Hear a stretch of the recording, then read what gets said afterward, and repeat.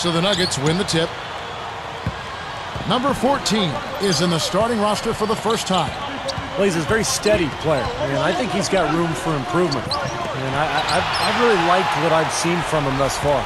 A lot of people have liked what they've seen, Steve. I mean, he's somebody that's talked about as possibly ready to take that next step forward. I mean, there's just a few little tweaks that he needs to round his game out, and I think manager this year. Yeah, and despite the change, Portland's front office continues to be innovative and aggressive and making moves to try to improve this team. We know they've got plenty of money with Paul Allen at the helm. You think they'll be able to make that strategy work for them? Well, we'll see, Kevin. I mean, holding opponent shooting percentage down comes down to trust in your defensive scheme and then making the effort to challenge every shot. That's Steve, right. What do you think? Well, yeah, trust is a key word that Clark just mentioned, and I think the aggressiveness, you know, the ability to close out on shooters. Shot and 2 free throws for the contact right there.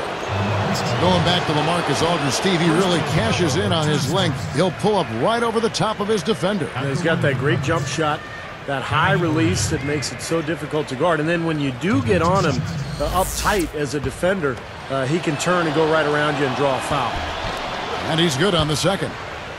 You know, I was really impressed. Despite all of the turmoil that surrounded the Nuggets, they were very competitive in the West last season. They managed 30 wins in their 52 in-conference games. Some chemistry as they go forward. Here's the 3. That drops. So it's Portland now, trailing by 5.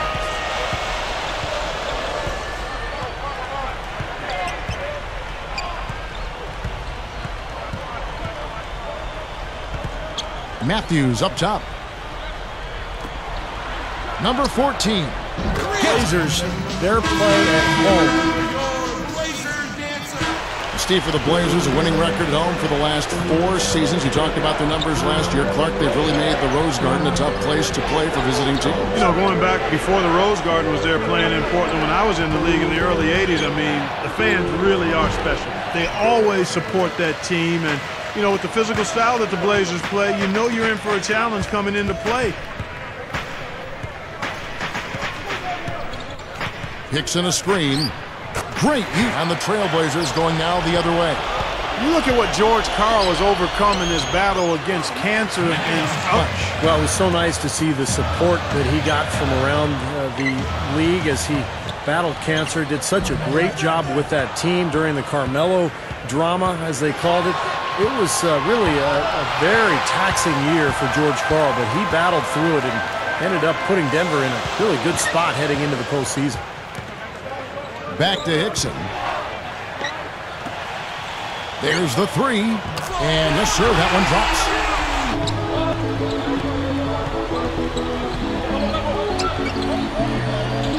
Varied. Hickson covering. And again, Denver no good. Steve, you mentioned the stalemate they played to a year ago. Do you see that? A chance to pull away. And Portland with the ball. They're on a 10-2 run here. You know, looking at the Nuggets, guys, you know, as a road team last season, right in the middle of the pack at 17-24, but their tough play at home really is what set them apart. You know, Clark, what's interesting is you look at the stats last season for the Nuggets. They scored 9 more points per game at home than they did on average on the road. Interesting. Well, Denver has always built its team around speed, trying to take advantage of that altitude in Denver. And so when they force turnovers and get out in the open floor and the other team's huffing and puffing, they're awfully tough to beat. Well, I think it was certainly a topsy-turvy season for the Nuggets with all the Carmelo trade rumors, but, you know, 1:19 left in the first half. Miller kicks to Gallinari. There's the triple. They get the rebound. McGee. And that's the devastating one-handed jam. It's all knotted up. Clearly, he's one of the best rebounders we've got, guys, and his finishing ability, second to none. Well, his reputation precedes him in that regard, don't you think, Steve? Oh, yeah. I mean, that's just standard stuff for him.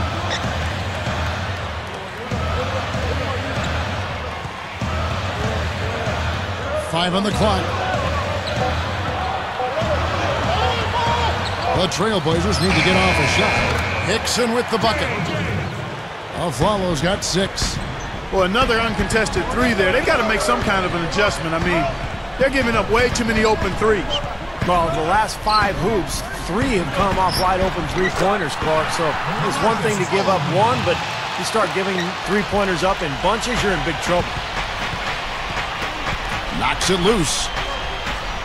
Fade away. And it's Gallinari again missing. Puts up a prayer. From the Rose Garden in Portland, Oregon. We're back in a moment. They're off to battle the Clippers after this game as they'll be playing at the Staples Center. And that one will start off a 3-game road trip for the team. Backing down is Hickson. JaVale McGee grabs the miss. Tell you what, JaVale McGee continued to do what he did last year and expanded his output some. I mean, he's a guy who gives you a lot of block shots and plenty of dunks. Here's Aldridge.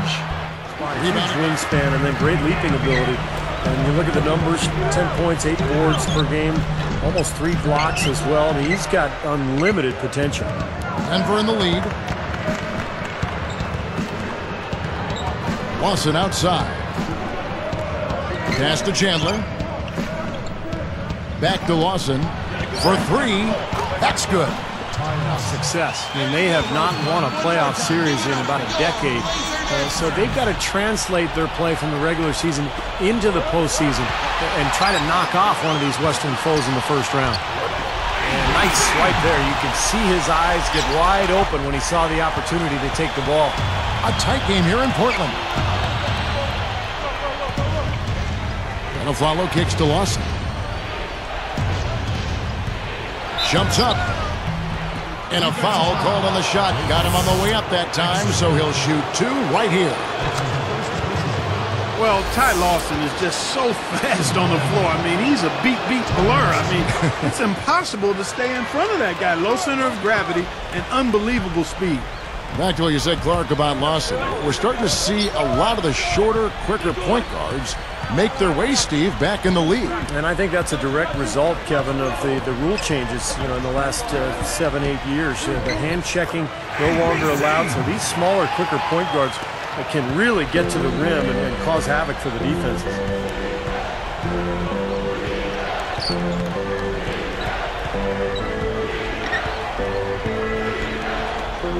Poked away. Goes straight up. Matthews. And so he earns a trip to the line. Official saw the contact, and he'll shoot 2. That is on Ty Lawson.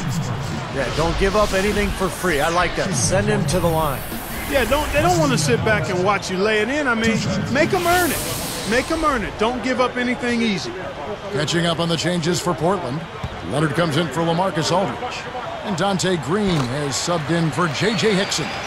Blazers last season were 10-6 within their division, and they really took advantage of Minnesota and Utah combining to beat those clubs 7 times. The offensive rebound. Tries again. No good on the layup. Really look at how they could manage the player schedules, eliminating morning shoot-arounds, for example, in order to try to help keep their guys fresh. I know San Antonio was doing it. Boston was doing it. Yeah, it's not a bad approach, and I think you have to look at it with each team, but when you've got an older team, perhaps it's even more important to take that out of the equation. How about when you were playing? Did you like the morning shoot-around, or would you have just soon skipped it? No, I didn't mind it. There were times when we didn't. So it's Portland now. It's a 1-point game. Guys, close one here. No team getting a huge... Yeah, he's been without a weakness today, Steve. I mean, he's been excellent in every area. And the pass to Matthews. For the 3. Gets it closely. From the top of the key, he buries it. Miller's got the first field goal of the 4th quarter here for the Nuggets.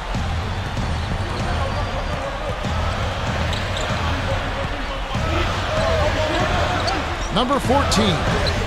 It's all in. They're certainly enjoying one on the glass here. He passes it to Harrington. Stolen away. Well, that was a serious heave there. You can't blame him too much for not being able to corral it in. Chris Villa backing down.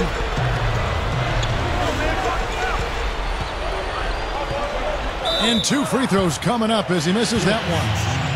And the question for the Nuggets now, without a singular star player, is can they continue to win that way? The conventional wisdom throughout the league is that you need 2 stars, maybe a third, to be a great team.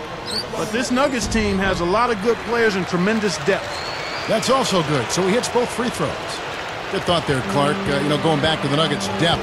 Can you do it, Steve, by committee, or do they need to make some moves to try to bring in a bigger name?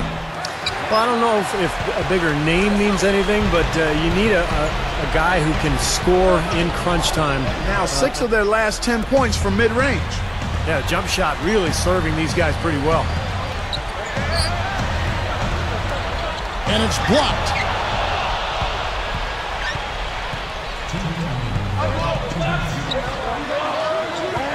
Outside Lawson.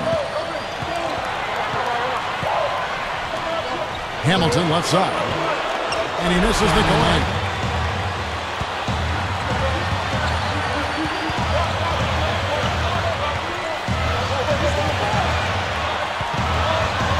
Fader on the way. That's good. He's got 23. I like the way they're working the ball inside, because when you do that, you get with this much time remaining, they should be able to get themselves a decent shot at the basket. Still, a contested 3 is never an easy shot. So it's the Nuggets taking the W in a close one. Clark, it was anybody.